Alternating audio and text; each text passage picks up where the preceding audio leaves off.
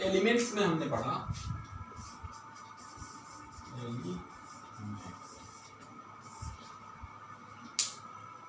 Elements, अभी तक हमको 118 एलिमेंट्स नोन है,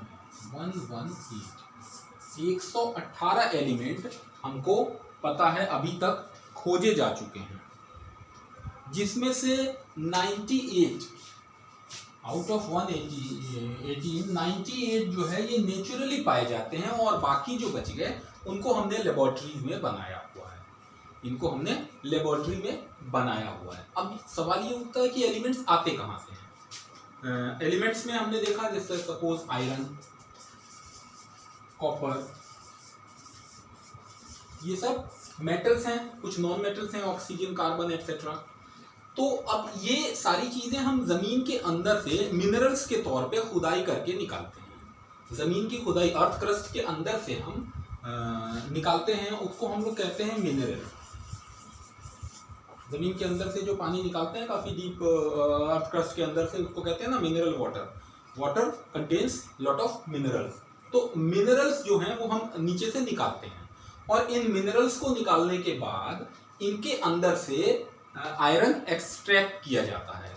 इन मिनरल्स को जिस मेटल का एक्सट्रैक्शन होता है हम उसका ओर कहते हैं ओर। ठीक है, इसके एग्जांपल्स हैं। अच्छा, बहुत सारे ये जो हैं, ये चूंकि ये बहुत रिएक्टिव मेटल्स हैं, तो ये कुछ चीज़ों के साथ रिएक्ट करके एक कंपाउंड बना के, कंपाउंड अभी हमने डिस्कस किया था, कंपाउंड के फॉर्म में नीचे ज़मीन के अंदर पाए जाते हैं। इनको अंदर से निकालते हैं, और निकालने के बाद फिर इसको मेटलर्जी इज द प्रोसेस जिसके थ्रू इससे हम एक्सट्रैक्शन ऑफ मेटल करते हैं। तो जितने भी मिनरल निकलते हैं वो सारे मिनरल जो हैं ओर नहीं होते किसी पर्टिकुलर, किसी मिनरल से, किसी भी ओर से, और हम सिर्फ उन्हीं मिनरल्स को कहते हैं जिससे मेटल का एक्सट्रैक्शन जो होता है वो आसानी से हो जाता है, और जो प्रोसेस होता है वो थोड़ा सा चीप हो, सस्ता हो। बहुत महंगे प्रोसेस से निकालेंगे तो कॉस्ट ऑफ द मेटल ज्यादा हो जाएगा। इनके अलावा कुछ मेटल्स ऐसे हैं जैसे गोल्ड, प्लेटिनम एक्सेट्रा, ये सब नॉन रिएक्टिव हैं, इसलिए फ्री स्टेट में जमीन के अंदर पाए जाते हैं। ठीक, तो एलिमेंट्स जो हैं वो 118 अब तक नोन हैं, जिनमें से 98 जो है वो नेचुरली अकरिंग हैं, बाकी हमने लेबोरेटरी में बना के रखा हुआ है। और मिनरल्स निकालते हैं, मिनरल्स में से हम फाइंड आउट करते हैं कि किस मेटल का ओर हो सकता है। इसके एग्जांपल में आप कर सकते हैं गैलेना या हेमेटाइट। हेमेटाइट जो है वो ओर होता है आयरन का, और गैलेना जो है ये होता है, गैलेना जो है ये ओर होता है लेड का। गैलेना लेड का ओर होता है। क्लियर? इसके बाद हम पढ़ेंगे केमिकल सिंबल्स। केमिकल सिंबल्स क्या है?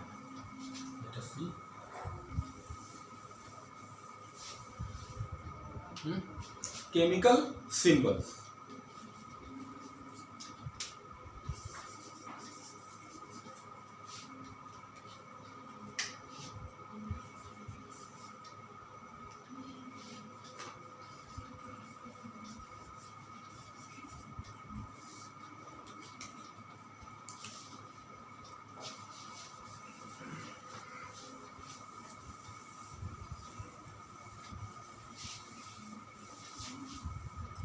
जिन केमिकल्स को, जिन एलिमेंट्स के नाम हमने अभी देखे, बार बार जब हम उनको लिखने के लिए जाते हैं तो हमको काफ़ी प्रॉब्लम होती है।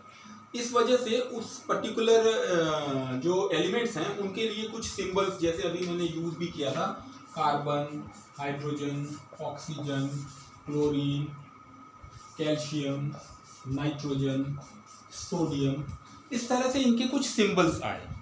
ये सिंबल्स शुरू में थोड़ी सी जब दिक्कत आनी शुरू हुई तो जॉन डाल्टन साहब थे, जो एक इंग्लिश फिजिसिस्ट थे, उन्होंने प्रेस्क्राइब किया और इनके सिंबल्स कुछ इस तरह से उन्होंने बनाए। अलग अलग एलिमेंट्स के लिए अलग अलग सिंबल्स उन्होंने प्रेस्क्राइब किया। तो आगे चल के इसमें थोड़ी सी दिक्कत आने लगी। तो जे बर्जीलियस थे, जे बर्जीलियस थे, वो स्वीडिश केमिस्ट थे।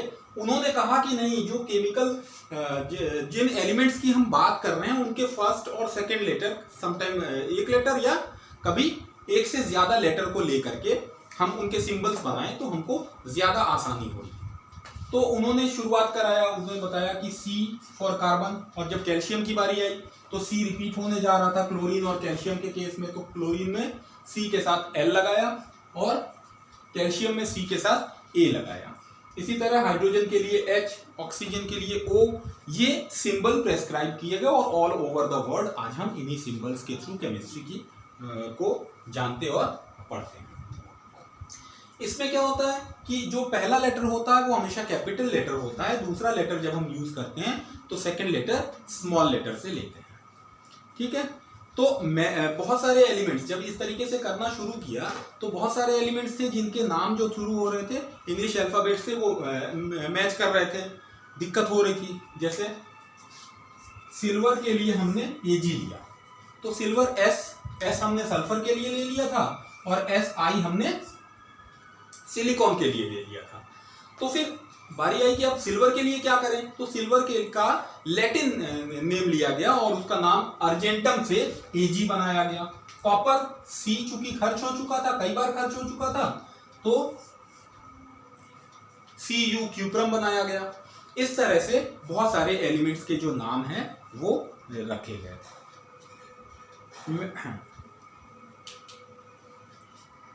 अच्छा, कुछ एलिमेंट्स के जो नाम थे वो लैटिन, ग्रीक या जर्मन नाम से लेकर के रखे गए। जैसे सोडियम के लिए Na बनाया, दैट इज नेट्रियम। पोटेशियम के लिए केलियम से K लिया, और आयरन Fe, आयरन के लिए I की जगह Fe लिया, फेरम, ठीक। तो इस तरह से करके केमिकल सिंबल्स जो हैं सब सारे जो एलिमेंट्स हमने 118 एलिमेंट्स बनाए उनके कुछ एक केमिकल सिंबल बनाए ताकि फर्दर उसको लिखने में हमको आसानी हो। और केमिकल इक्वेशंस जब हम पढ़ेंगे तब हमको इसका यूज समझ में आता है कि जब हम केमिकल इक्वेशंस बनाते हैं तो इसके थ्रू केमिकल इक्वेशंस लिखना आसान हो जाता है। अच्छा, अब हम देखेंगे एटॉमिसिटी।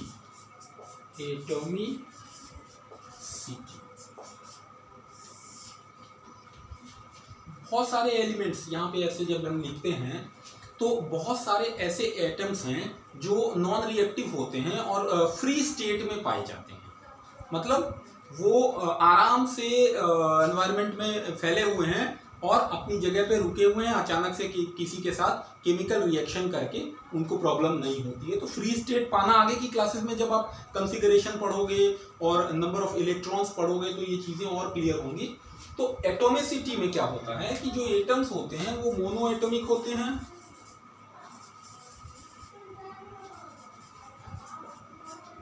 डाई एटॉमिक होते हैं, या पॉली एटॉमिक होते हैं।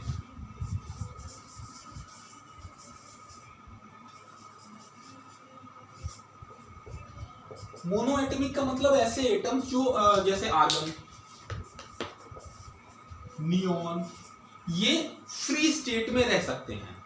ये फ्री स्टेट में रह सकते हैं, नॉन रिएक्टिव होते हैं फ्री स्टेट में ही, क्योंकि कॉन्फ़िगरेशन में इनके जो आउटर मोस्ट सेल्स होते हैं वो पूरी तरह से भरे होते हैं, ठीक है। तो इनकी जो वैलेंसी होती है वो इनकी वैलेंसी जो है वो ना होने की वजह से, वैलेंस इलेक्ट्रॉन इनके पास नहीं होने की वजह से ये फ्री स्टेट में रह पाते हैं। डाई एटॉमिक, बहुत सारे एटम्स ऐसे होते हैं जो फ्री स्टेट में रहने के लिए अपने ही सेम एलिमेंट का के साथ मिलके बॉन्ड बना लेते हैं। जैसे हाइड्रोजन, ऑक्सीजन, ये क्या करते हैं, ये डाई एटॉमिक कहलाते हैं क्योंकि इनके पास दो एटम होते हैं, दो क्लोरीन, इनके दो एटम आपस में मिलकर के फ्री स्टेट में रह सकते हैं, ठीक। इसके अलावा कुछ एटम्स ऐसे होते हैं जिनमें दो से ज्यादा, जैसे फास्फोरस के चार एटम्स एक साथ मिलके रहते हैं तब ये फ्री स्टेट में रह पाता है, अदरवाइज ये किसी से रिएक्ट करके कोई अलग सा कंपाउंड बना लेता है। इस तरह के एलिमेंट्स को हम बोलते हैं पॉली एटॉमिक। एटॉमिसिटी जो है वो डिपेंड करता है कि जिस एलिमेंट की हम बात कर रहे हैं वो एलिमेंट एक एटम से के साथ फ्री स्टेट में रहता है कि एक से ज्यादा एटम्स के साथ फ्री स्टेट में रहता है। तो हमने देखा एलिमेंट के बारे में हमने बहुत सारी चीजें देखी, केमिकल सिंबल्स हमने देखा। अब यहां से थोड़ा सा आपकी रिस्पॉन्सिबिलिटी आती है कि आप as much as the symbols of the chemical आप नोट करें, आप बहुत सारे एलिमेंट्स के जो केमिकल्स हैं उनको नोट करें और लर्न कर लें ताकि आगे की स्टडीज में आपको दिक्कत ना आए।